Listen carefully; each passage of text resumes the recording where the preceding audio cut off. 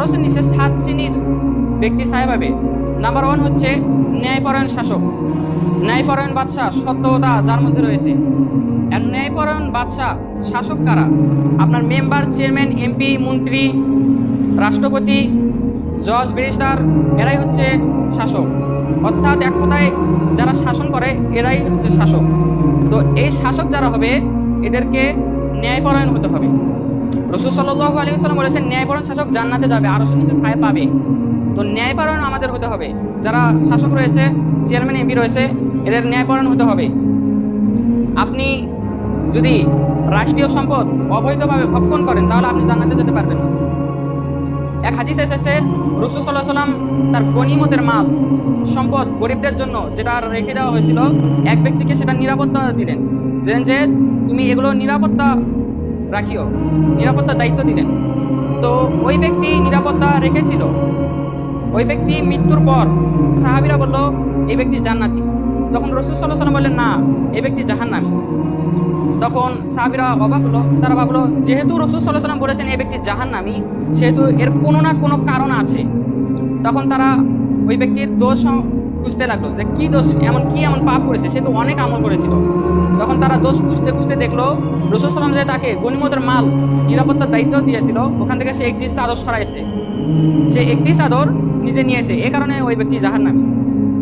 অতএব বোঝা যাচ্ছে আমাদের রাষ্ট্রীয় সম্পদ অবৈধভাবে ভক্ষণ করা যাবে না। শুধু শাসক নয়, এই যে আমরা কাজ করি, আমরা সাধারণ মানুষ, এদেরকেও রাষ্ট্রীয় সম্পদ অবৈধভাবে ভক্ষণ করা যাবে না। এছাড়াও আরেক হাদিস এসেছে, রাসূল সাল্লাল্লাহু আলাইহি ওয়াসাল্লাম বলেছেন কিয়ামতের সময় আমার সামনে দিয়ে এক ব্যক্তি যাবে, ওই ব্যক্তির মাথার উপর একটি উট চাপিয়ে দেওয়া হবে যে তুমি হাঁটো। তখন ওই ব্যক্তি কি রাসূল সাল্লাল্লাহু আলাইহি ওয়াসাল্লামকে দেখবে, হে ইয়া রাসূলুল্লাহ, হে আল্লাহর রাসূল, আপনি আমাকে সাহায্য করুন, এই উটটি আমি মাথায় বোঝা নিয়ে চলতে পারতেছি না। তখন রাসূল সাল্লাল্লাহু আলাইহি ওয়াসাল্লাম বলবেন যে তুমি দুনিয়াতে উট চুরি করেছিলে, উট তুমি চুরি করেছিলে, চুরির ভক্ষণ, তোমার শাস্তি হচ্ছে এইটা, অতএব আমি কখনো তোমাকে সাহায্য করতে পারবো না। এরপর রাসূল সাল্লাল্লাহু আলাইহি ওয়াসাল্লাম বলেন আমার সামনে দিয়ে আরেকজন ব্যক্তিকে নিয়ে যাওয়া হবে, তার মাথায় একটি বস্তা, যাতে হীরা সম্পদ, যত দামি দামি সম্পদ রয়েছে, হীরা, মণিমুক্তা, আরো বিভিন্ন দামি সম্পদ, এগুলো তার মাথায় চাপিয়ে দেওয়া হবে। সে এই ভার সহ্য করতে পারবে না। তখন সেই ব্যক্তিটি রাসূল সাল্লাল্লাহু আলাইহি ওয়াসাল্লামকে বলে, হে রাসূলুল্লাহ, হে আল্লাহর রাসূল, আপনি আমাকে সাহায্য করুন। তখন রাসূল সাল্লাল্লাহু আলাইহি ওয়াসাল্লাম বলবেন আমি তোমাকে সাহায্য করতে পারবো না, কেননা তুমি দুনিয়াতে থাকতে অন্যের সম্পদ চুরি করেছিলে, রাষ্ট্রীয় সম্পদ চুরি করেছিলে, অন্যের হক তুমি মেরে খেয়েছিলে, এ কারণে তোমাকে এই শাস্তিটি দেওয়া হচ্ছে। অতএব আমি মুহাম্মদ তোমাকে সাহায্য করতে পারবো না। এরপর রাসূল সাল্লাল্লাহু আলাইহি ওয়াসাল্লাম বললেন যারা দুনিয়াতে অন্যের জমি আল কেটে নিয়েছিল, মেরে খেয়েছিল, তখন ওই ব্যক্তিকে ওই কিয়ামতের দিন 7 আসমান 7 জমিন তাকে খুঁড়তে দেওয়া হবে, 7টা জমিন তাকে খুঁড়তে দেওয়া হবে, তুমি খোঁড়ো। সে খুঁড়তে খুঁড়তে যখন থেমে যাবে তখন সে থামতে পারবে না, তাকে আদেশ করা হবে তুমি খুঁড়তেই থাকো। সে খুঁড়তে খুঁড়তে যখন শেষ পর্যন্ত চলে যাবে তখন তাকে তার মাথার উপর চাপিয়ে দেওয়া হবে, বলবে এবার তুমি হাঁটো, কেননা তুমি দুনিয়াতে অন্যের সম্পদ তুমি ভক্ষণ করেছিলে, অন্যের জমি তুমি মেরে খেয়েছিলে, অতএব তোমার শাস্তি হচ্ছে এইটা। অতএব বোঝা যাচ্ছে ন্যায়পরায়ণ শাসক হতে হবে, কখনো কোনো সলবাজি থাকা যাবে না। নাম্বার 2, রাসূল সাল্লাল্লাহু আলাইহি ওয়াসাল্লাম বললেন আল্লাহর ইবাদতে মগ্ন যুবক, আমাদের যারা যুবক রয়েছে এদেরকে আল্লাহর ইবাদতে থাকতে হবে, বেশি বেশি জিকির করতে হবে, আল্লাহ ভীরু হতে হবে। কেননা আল্লাহ তাআলা এই যৌবন সময় ইবাদত বেশি পছন্দ করেন, অন্য সময় এতটা ইবাদত পছন্দ করেন না যতটা সময় যৌবনে পছন্দ করেন। আল্লাহ তাআলা কিয়ামতের দিন 5টি প্রশ্ন করবেন, তার মধ্যে একটি হচ্ছে তুমি যৌবনে কি কাজে ব্যয় করেছো, তুমি সত্য পথে ভালো পথে ব্যয় করেছো নাকি খারাপ পথে ব্যয় করেছো। এজন্য যুবক বয়সে বেশি বেশি ইবাদত করতে হবে। আমরা যুবক বয়সে ইবাদত করি না, অথচ রাসূল সাল্লাল্লাহু আলাইহি ওয়াসাল্লাম এই সময়ই বেশি বেশি ইবাদত করতে বলেছেন। এই যৌবন সময় আমাদের হচ্ছে সবচেয়ে দামি সময়। আমরা মনে করি যৌবন সময়, এই সময় আমরা আনন্দ ফুর্তি করে বেড়াবো, এনজয় করবো, কিন্তু আপনি করেন আনন্দ ফুর্তি করেন সেটা ইসলামিক নিয়ম নীতিতে হতে হবে, খারাপ নিয়ম নীতিতে নয়। এজন্য যুবক বয়সে আমরা কি করেছি সেটি করতে হবে। আমাদের অনেকেই রয়েছে, আপনার উদাহরণই দেই, আপনি যখন শিশু ছিলেন তখন আপনি মনে করছিলেন আমি স্কুলে ভর্তি হতে পারলেই আমি সুখী। স্কুল যখন জীবন শেষ হলো তখন আমরা মনে করি কলেজ লাইফটাই ভর্তি হলেই আমরা সাকসেসফুল। এরপর কলেজ লাইফ যখন চলে গেল তখন আমরা বলি ভার্সিটি লাইফ আসলেই আমরা সাকসেসফুল। ভার্সিটি লাইফ যখন চলে গেল তখন আমরা একটি ভালো জব পেলেই আমি সাকসেসফুল। ভালো যখন জব হয়ে গেল তখন আমরা বলি বিবাহ করতে হবে। বিবাহর পর লাইফ প্ল্যান করে যে সন্তান নিতে হবে, সন্তান নিল। এরপর আমরা মনে করি সন্তানকে মানুষের মতো মানুষ করে স্কুলে ভর্তি করে দিতে পারলে আমরা সাকসেস। স্কুলে ভর্তি করালো, আস্তে আস্তে আপনার সন্তানটাও বড় হয়ে গেল। যখন আপনার বয়স বার্ধক্য এসে গেল তখন আমাদের আফসোস ছাড়া আর কিছু থাকে না যে আমরা এই জীবন সময় কি করলাম, কিছুই তো করতে পারলাম না। তখন যখন আমরা বৃদ্ধ হয়ে যাই তখন মসজিদের এক কোণায় গিয়ে আল্লাহর জিকির করি, ঘরে গিয়ে আমরা এক কোণে বসে আল্লাহর জিকির করি এবং আল্লাহর কাছে ক্ষমা চাই। কিন্তু আপনি আফসোস করছেন এই বৃদ্ধ বয়সে এসে, অনেকে আফসোস না করেই ওইভাবে মারা যায়। এটা হলো জাহান্নামী। এভাবে আপনি প্রত্যেকটা সময় আপনার এইভাবে চলে যায়। আপনি মনে করছেন যে আমি সালাত ধরবো, আগামীতে ধরবো, এই আগামী করতে করতে আপনার মৃত্যু এসে যায়। অতএব আমাদের যৌবন সময় আল্লাহর ইবাদতে কাটানো উচিত। ইংল্যান্ডে যারা মুসলিম যুবক রয়েছে এরা একটি সাদা গেঞ্জি তৈরি করে পেছনে লেখা রয়েছে মোহাম্মদ। তো এরা সবসময় ভালো ভালো কাজ করে। তো এরা এত ভালো কাজ করে যা ইংল্যান্ডের মানুষ পছন্দ করে। তো ইংল্যান্ডের মানুষ ভাবে এরা কারা, এদের পেছনে লেখা রয়েছে মোহাম্মদ, মুখে মাস্ক। তো তারা ইন্টারনেটে সার্চ করে যে মোহাম্মদ, যারা ইহুদি খ্রিস্টান এরাও খুশি এদের উপর।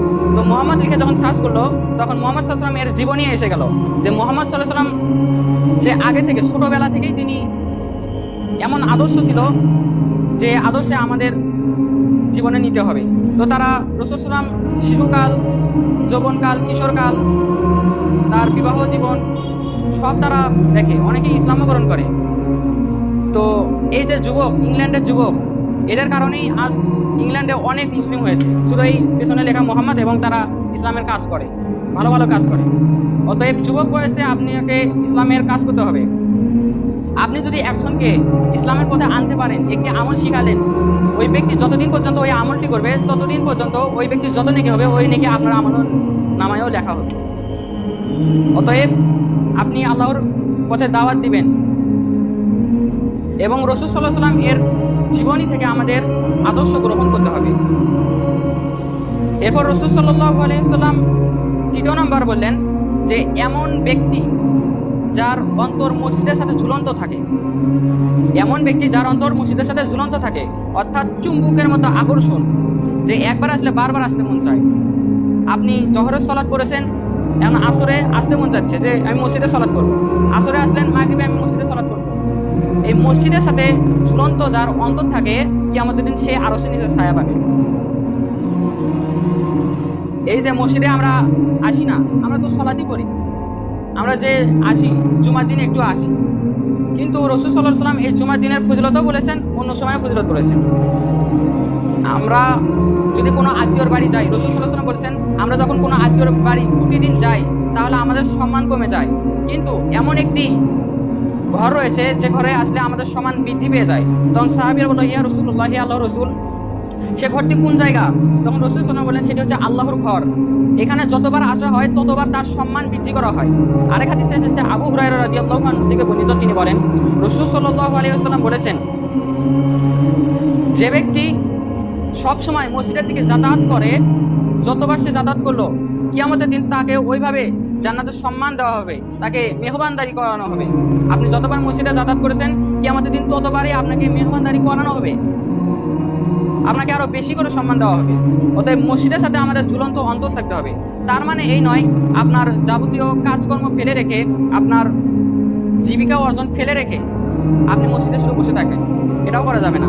কেননা আল্লাহ তাআলা সূরা জুমায় বলছেন, ইয়া আইয়ুহাল্লাযীনা আমানু, হে বিশ্বাসীগণ, যারা আমাকে আল্লাহকে বিশ্বাস করো, ইদা, যখন নুদিয়া লিস-সালাতি মিন ইয়াউমিল জুমআ, জুমার সালাতের জন্য আহ্বান করা হয়, ডাকা হয়, আযান দেওয়া হয়, তখন তোমরা মসজিদের দিকে চলে আসো, দ্রুত মসজিদের দিকে চলে আসো। আপনি দেখবেন যে এখানে বলা হয়েছে তোমরা আযানের সাথে সাথে মসজিদের দিকে চলে আসো, আল্লাহর জিকিরে ধাবিত হও, তার সালাত পড়ো। এরপরের আয়াতে বলছেন যে তোমরা সালাত পড়া শেষ হলে সাথে সাথে তোমরা জমিনে লিপ্ত হয়ে যাও, জমিনে তোমরা ছড়িয়ে পড়ো এবং তোমাদের যে জীবিকা উপার্জন, এই উপার্জনটা করো এবং আল্লাহর জিকির বেশি বেশি করো। আপনি ইনকাম করবেন, আপনি চুপ করে আছেন, ওই সময় আপনি আল্লাহর জিকির করবেন, তাহলে আপনার ইনকামে আল্লাহ তাআলা বরকত বৃদ্ধি করে দিবেন।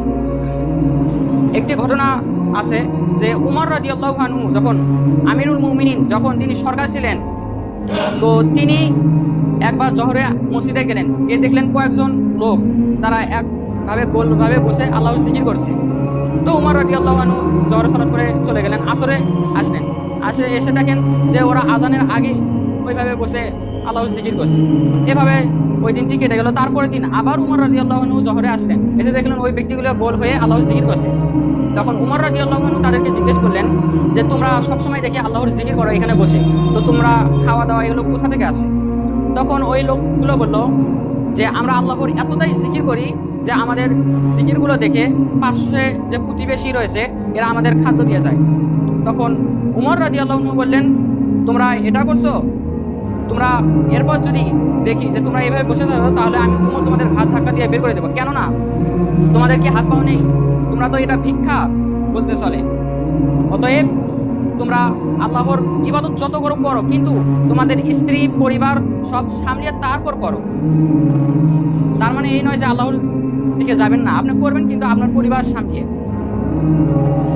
তো এরপর রাসূল সাল্লাল্লাহু আলাইহি ওয়াসাল্লাম বললেন যে আল্লাহর জন্য ভালোবাসা এবং আল্লাহর জন্য ঘৃণা করা, এই ব্যক্তিকে আল্লাহ তাআলা আরশের নিচে ছায়া দিবেন। আল্লাহর জন্য ভালোবাসা আর আল্লাহর জন্য ঘৃণা করা, এটা মানে কি? রাসূল সাল্লাল্লাহু আলাইহি ওয়াসাল্লাম বলেছেন যে তোমাদের যে ফ্রেন্ড হবে, বন্ধু থাকবে, এই বন্ধুদের তোমরা আল্লাহর জন্য ভালোবাসবে, অর্থাৎ তোমরা আলেমকে বন্ধু বানাবে, যাদের মধ্যে কোরআন হাদিসের জ্ঞান রয়েছে, এই ব্যক্তিদেরকে তোমরা বন্ধু বানাবে।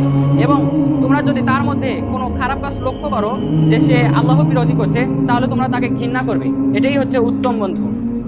রাসূল সাল্লাল্লাহু আলাইহি ওয়াসাল্লাম 3 ধরনের বন্ধু বানাতে বলেছেন। 1 নম্বরে বলেছেন যে যার কথা তোমার জ্ঞান বৃদ্ধি হয়, এই ব্যক্তিকে তুমি বন্ধু বানাও। 2 নম্বর বলেছেন যার কাজকর্ম তোমাকে পরকালের দিকে চিন্তা করায়, বেশি বেশি আমল করার ইচ্ছা জাগায়, এই ব্যক্তিকে তুমি বন্ধু বানাও। নাম্বার 3 রাসূল সাল্লাল্লাহু আলাইহি ওয়াসাল্লাম বলেছেন যার উপস্থিতি তোমাকে আল্লাহর কথা স্মরণ করে দেয়। এই 3 ধরনের রাসূল সাল্লাল্লাহু আলাইহি ওয়াসাল্লাম বন্ধু বানাতে বলেছেন। আরেকটি হাদিসে রাসূল সাল্লাল্লাহু আলাইহি ওয়াসাল্লাম বলেছেন যে মানুষ তার বন্ধুর আদর্শে সে নিজের আদর্শ নেয়, অতএব সে যেন নিজের বন্ধুকে ভালো বন্ধু বানায়। সে কাকে বন্ধু বানাবে সেটা যেন সে চিন্তা করে তারপর বন্ধু বানায়। তো এই হাদিসটি তিরমিজি রহমতুল্লাহ আলাইহি বলছেন যে এটা গরীব, এবং ইমাম নববী রহমতুল্লাহ আলাইহি বলছেন যে এর বর্ণনাকারী হচ্ছে সহিহ। তো আপনি যে বন্ধু বানাবেন, এই বন্ধুটা হতে হবে ইসলামিক বন্ধু, যার মধ্যে ইসলামের কোরআন হাদিসের জ্ঞান থাকবে। এরপর রাসূল সাল্লাল্লাহু আলাইহি ওয়াসাল্লাম বলেছেন যে তোমরা তোমাদের মধ্যে যারা নির্জনে থাকে, অর্থাৎ এমন একটি জায়গা সেখানে তারা আল্লাহকে স্মরণ করে। আমরা গোপনে থাকলে যে পাপ করি, অশ্লীল ভিডিও দেখি, এই খারাপ কাজ করি, এটা মনে করি, কিন্তু রাসূল সাল্লাল্লাহু আলাইহি ওয়াসাল্লাম বললেন যে ব্যক্তি ওই নির্জনে আল্লাহকে বেশি বেশি স্মরণ করে, জিকির করে, আল্লাহর জন্য অশ্রু প্রবাহিত করে, আল্লাহর কাছে ক্ষমা চায়, এই ব্যক্তি আরশের নিচে ছায়া পাবে। আমরা যখন এমন একটি সময় দেখি, যেমন ঘরে আসেন, বড় অন্ধকার, আপনি রাতে, ওই সময় আমরা মনে করি ফোনে অশ্লীল ভিডিও ছেড়ে দিই, কিন্তু ওই সময় আপনি যদি আল্লাহর জিকির করেন, তাহলে কি আমাদের দিন আল্লাহ তাআলা আপনাকে আরশের নিচে ছায়া দিবেন। অতএব আমাদের গোপনে থাকলেও আল্লাহর বেশি বেশি জিকির করতে হবে। আপনি যাই কিছু অর্জন করেন না কেন, আপনাকে আল্লাহর নৈকট্য অর্জন করতে হবে। আপনার যত কিছু রয়েছে তার মধ্যে আল্লাহর নৈকট্য হচ্ছে সবচেয়ে দামি। আপনি যদি আল্লাহর নৈকট্য অর্জন করেন, তাহলে আপনার আর কিছু লাগবে না। আমাদের অনেকেরই এমন সময় এসে যায় যে অন্তর মানে শরীর সব ঠিক আছে, কিন্তু মনটা ভালো নাই, মন কোনো কিছুই ভালো লাগছে না। তো এটার কারণ হচ্ছে আল্লাহ তাআলা আপনার ওই সুখ থেকে সামান্যতম বিন্দু পরিমাণ সুখ আল্লাহ তাআলা কেটে নিয়েছেন, এ কারণে আপনার মনটা ভালো নাই। ওই সময় যদি আপনি আল্লাহর জিকির করেন, তাহলে আপনার অন্তরটা ভালো হয়ে যাবে। আল্লাহ তাআলা সূরা আয়াতে বলছেন যে নিশ্চয় আল্লাহর স্মরণেই, আল্লাহর জিকিরের মধ্যেই রয়েছে অন্তরের প্রশান্তি। যখন আপনার মন খারাপ, তখন আল্লাহর জিকির করবেন। এবং আমরা আল্লাহর বেশি বেশি জিকির করব, অনেক জিকির রয়েছে। আমরা যে সম্পদ উপার্জনের লোভ লালসায় করে আছি, এই সম্পদ শুধু বলে যে আমাকে উপার্জন করো, বাকি সব ভুলে যাও। সময় বলে আমাকে অনুসরণ করো, বাকি সব ভুলে যাও। ভবিষ্যৎ বলে তুমি আমাকে নিয়ে চিন্তা করে তুমি তার প্রস্তুতি নাও, বাকি সব ভুলে যাও। কিন্তু আল্লাহ তাআলা বলে তুমি আমাকে স্মরণ করো, আমার ইবাদত করো, বাকি সব কিছু আমি দেবো। সুবহানাল্লাহ বলে। এই জন্য আল্লাহর কাছে চাইতে হবে। রাসূল সাল্লাল্লাহু আলাইহি সাল্লাম বলেছেন আমাদের যে ভাগ্য লেখা হয়েছে এই ভাগ্যের মধ্যে খারাপও থাকতে পারে। রাসূল সাল্লাল্লাহু আলাইহি সাল্লাম বলেছেন মানুষের ভাগ্য কখনো পরিবর্তন হয় না, একটি জিনিসের মাধ্যমে পরিবর্তন হয়, সেটা হচ্ছে দোয়া। আপনার ভাগ্যে খারাপ কিছু লেখা রয়েছে, আপনি আল্লাহর কাছে দোয়া করলেন, এর মাধ্যমে আল্লাহ তাআলা আপনার ওই যে খারাপটা ওটা কেটে দিল। এখন আমরা বলি আমরা আল্লাহর কাছে যা চাই আল্লাহ দেয় না কেন, আল্লাহ আমাদের দোয়া কবুল করে না কেন? আমি আল্লাহর কাছে একটা বাইক চালাম, আল্লাহ দিল না, কিন্তু আল্লাহ জানতেন যে আপনি যদি বাইক পেতেন তাহলে বড় একটা অ্যাক্সিডেন্ট করতেন, এই কারণে আল্লাহ তাআলা আপনাকে বাইক দেয়। এছাড়া রাসূল সাল্লাল্লাহু আলাইহি ওয়াসাল্লাম বলেছেন মানুষের দোয়া 3 ভাবে কবুল হয়। নাম্বার 1 যে মানুষ যা চায় সাথে সাথে আল্লাহ তাআলা দিয়ে দেয়। নাম্বার 2 যে আমরা দোয়া করলাম, যে দোয়া কবুল হলো না, ওটা আল্লাহ তাআলা জমা করে রাখে দেয়। যখন আমরা কঠিন একটা বিপদে পড়ি, যেমন আমাদের অনেক সময় টাকার দরকার হয়, তখন এতটাই চিন্তা টেনশন থাকে, হঠাৎ এক ব্যক্তি আমাকে টাকা দিল, এটি হচ্ছে ওই যে আপনি দোয়া করেছিলেন ওই দোয়ার বিনিময়ে এটা দেওয়া হচ্ছে। নাম্বার 3 হচ্ছে আল্লাহ তাআলা যদি আপনাকে দুনিয়াতে নাও দেয় কিন্তু আখিরাতে দিবে, আখিরাতে যখন আপনার পাপ থাকবে ওই পাপগুলো কাটা হবে। অতএব আল্লাহর কাছে বেশি বেশি চাইতে হবে। এরপর রাসূল সাল্লাল্লাহু আলাইহি ওয়াসাল্লাম বললেন যে যে ব্যক্তি জিনাহ থেকে নিজেকে হেফাজত করে এই ব্যক্তিকে আল্লাহ তাআলা কিয়ামতের দিনে আরশে নিজের ছায়া দিবেন। এখন জিনা আমাদের অহরহ চলছে। এখন আপনি বলেন জিনা কিভাবে হয়? রাসূল সাল্লাল্লাহু আলাইহি ওয়াসাল্লাম একবার বললেন, আবু হুরায়রা রাদিয়াল্লাহু আনহু থেকে বর্ণিত, তিনি বলেন রাসূল সাল্লাল্লাহু আলাইহি ওয়াসাল্লাম একবার বলেন যে প্রত্যেকটা মানুষ জিনার সাথে সম্পৃক্ত, প্রত্যেকটা মানুষ জিনা করে। সাহাবীরা অবাক হয়ে বলল, ইয়া রাসূলুল্লাহ, হে আল্লাহর রাসূল, এটা কিভাবে সম্ভব যে প্রত্যেকটা মানুষ জিনা করে? তখন রাসূল সাল্লাল্লাহু আলাইহি ওয়াসাল্লাম বললেন চোখের জিনা দেখা, আপনি চোখ দিয়ে অশ্লীল ভিডিও দেখছেন, এটা হচ্ছে চোখের জিনা। কানের জিনা শোনা, আপনি কান দিয়ে গান শুনছেন, আর এটা হচ্ছে কানের জিনা। আপনি এরপর রাসূল বললেন মুখের জিনা বলা, আপনি মুখ দিয়ে অশ্লীল খারাপ কাজের কথা বলছেন, আপনি মুখ দিয়ে ফাহিশা কথা বলছেন, গান বলছেন, এটা হচ্ছে মুখের জিনা। এরপর রাসূল সাল্লাল্লাহু আলাইহি ওয়াসাল্লাম বললেন হাতের জিনা ধরা, আপনি হাত দিয়ে ফোন ধরে আপনি অশ্লীল ভিডিও চাচ্ছেন, এটা হচ্ছে হাতের জিনা। এরপর রাসূল সাল্লাল্লাহু আলাইহি ওয়াসাল্লাম বললেন পায়ের জিনা হাঁটা, আপনি পা দিয়ে হেঁটে খারাপ কাজে চলে যাচ্ছেন, এটা হচ্ছে পায়ের জিনা। এরপর অন্তরের জিনা হচ্ছে কল্পনা করা, আপনি অন্তর দিয়ে খারাপ কাজ কল্পনা করলেন, এটা হচ্ছে অন্তরের জিনা। হাদিসটি বুখারী শরীফে বর্ণিত। অতএব বোঝা যাচ্ছে জিনাহ থেকে হেফাজত করতে হবে। জিনাহ থেকে হেফাজত করলে আল্লাহ তাআলা আরশের নিচে ছায়া দিবেন এবং জান্নাত দিবেন। এরপর রাসূল সাল্লাল্লাহু আলাইহি ওয়াসাল্লাম আরেকটি কথা বলেছেন, সেটি হচ্ছে 7 নম্বরে, সেটি হলো গোপনে দান। আমরা যে দানটা করি এই দানটি তো গোপনে, দানের অনেক ফজিলত। যেমন রাসূল সাল্লাল্লাহু আলাইহি ওয়াসাল্লাম বলেছেন যে দানের মাধ্যমে মানুষ জান্নাত কিনতে পারে। রাসূল সাল্লাল্লাহু আলাইহি ওয়াসাল্লাম বলেছেন তোমরা জাহান্নাম থেকে বাঁচো, দরকার হলে একটি খেজুরের বিনিময়েও হলেও বাঁচো। যে আপনি যখন দান করছেন ওই দানের বিনিময়ে আপনার খারাপ কাজ কাটা হবে, নতুবা আপনার আমল বৃদ্ধি করা হবে, হয় জান্নাত দেওয়া হবে, নাহলে জাহান্নাম থেকে মুক্তি দেওয়া হবে। যদি আপনি জাহান্নাম থাকেন, আপনার যদি থাকা হয়, দেখা হয় যে এই ব্যক্তি জাহান্নামে, আপনি যদি বেশি বেশি দান করেন তাহলে ওইখান থেকে কাটা হবে। তো এই যে দানের এত ফজিলত, এই দানটি হতে হবে গোপনে, রিয়া করার জন্য নয়। অর্থাৎ রিয়া অর্থ হচ্ছে আল্লাহকে না দেখিয়ে মানুষকে দেখানোর জন্য, লোক দেখানোর জন্য, এটি করা যাবে না। আপনি যদি লোক দেখানোর জন্য দান করেন তাহলে এটা আল্লাহ তাআলা কখনো কবুল করবেন না।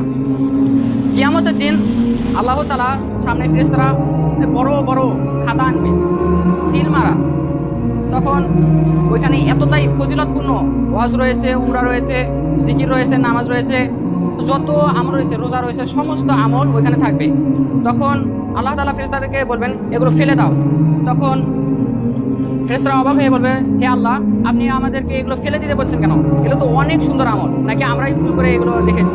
আমরা তো দেখেই লিখেছি। তখন আল্লাহ তাআলা বলবেন এগুলো আমাকে দেখানোর জন্য নয়, আমার সন্তুষ্টি অর্জনের জন্য নয়, এগুলো মানুষ দেখানো ইবাদত, অতএব তোমরা এগুলো ফেলে দাও।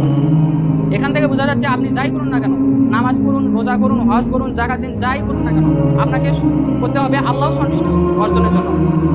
আপনাকে যদি পুরো পৃথিবীর মানুষ ভালো বলে কিন্তু আল্লাহ যদি আপনাকে খারাপ করে, আপনি খারাপই থেকে গেলেন। আর আপনাকে পুরো পৃথিবীর মানুষ যদি পাগল বলে, যেমন মুহাম্মদ সাল্লামকে পুরো পৃথিবীর মানুষ পাগল বলেছিল, অথচ আল্লাহ তাআলা তিনি প্রিয় ছিলেন। মুহাম্মদ সাল্লাল্লাহু আল্লাহর প্রিয় ছিলেন, কিন্তু মানুষ কাফেররা তাকে পাগল বলে রাখতো। তার মানে এই নয় যে মানুষ আপনাকে ভালো বলছে দেখে আপনি ভালো, মানুষ আপনাকে খারাপ বলছে দেখে আপনি খারাপ। আপনি আল্লাহর কতটুকু ভালো হতে পারেন, এটা হচ্ছে আসল কথা। আমাদের সবাইকে আল্লাহর দিকে ধাবিত হতে হবে। তো দান করার অনেক ফজিলত, রাসূল সাল্লাল্লাহু আলাইহি সাল্লাম অনেক ফজিলত বলেছেন, এবং আল্লাহ তাআলা কোরআনে বলছেন যে তোমরা যদি একটি ধান রোপণ করো, ওখান থেকে একটি গাছ বের হয়। একটি গাছে 60টি শীষ থাকে, ওই 60টি শীষ থেকে একটি শীষে অনেকগুলো শত শত ধান থাকে। অতএব বোঝা যাচ্ছে ওই গাছ থেকে তোমার অনেক ধান হয়। একটি তুমি কি করলে, ধান রোপণ করলে, ওইখান থেকে একটি গাছ হলো, ওইখান থেকে তোমার যতগুলো ধান হলো এগুলো অনেক। তেমনি যে ব্যক্তি একটি দান করে, 1 টাকা দান করে, তার অমনি আল্লাহ তাআলা সেটা লালন পালন করতে থাকে। ওটা আস্তে আস্তে এইভাবে ওই রকম ধানের মতো বৃদ্ধি করা হয়। অতএব দান করতে হবে। আল্লাহ তাআলা আমাদের সবাইকে এই আমলগুলো করার তৌফিক দান করুক, সবাই বলে আমিন। তো যারা দেরিতে আছেন তারা হয়তো এখনো পুরোটা শোনেননি, তবু আমি সংক্ষিপ্তভাবে বলি যে আজকের খুতবা ছিল যে আরশের নিচে কিয়ামতের সময় যখন সূর্যটা মাথার উপরে আসবে, আরশের নিচে ছায়া দিবেন আল্লাহ তাআলা 7 শ্রেণীর ব্যক্তি। নাম্বার 1 ন্যায়পরায়ণ শাসক, নাম্বার 2 হচ্ছে আল্লাহর ইবাদতের মগ্ন যুবক, নাম্বার 3 যার অন্তর মসজিদের সাথে ঝুলন্ত থাকে, যে মসজিদে বেশি বেশি আসে, নাম্বার 4 হচ্ছে আল্লাহর জন্য কাউকে ভালোবাসা এবং আল্লাহর জন্য কাউকে ঘৃণা করা, নাম্বার 5 হচ্ছে নির্জনে আল্লাহকে স্মরণ করতে হবে, নাম্বার 6 আল্লাহর কথা মানতে হবে, জিনা করা যাবে না, জিনা থেকে নিজেকে হেফাজত করতে হবে, নাম্বার 7 হচ্ছে গোপনে দান করতে হবে। তো এই 7 শ্রেণীর ব্যক্তিকে আল্লাহ তাআলা কিয়ামতের দিনে আরশের নিচে ছায়া দেবেন এবং জান্নাত দান করবেন। আল্লাহ তাআলা আমাদের সবাইকে এই আমল করার তৌফিক দান করুক, সবাই বলে আমিন। আল্লাহ তাআলা আমাদের সবাইকে তার জিকির করার তৌফিক দান করুক এবং জান্নাতুল ফিরদাউসের মেহমান দান করুক, সবাই বলে আমিন। আল্লাহ তাআলা আমাদের সবাইকে আল্লাহ ভীরু এবং তাকওয়াবান নেকবান হওয়ার তৌফিক দান করুক, সবাই বলে আমিন।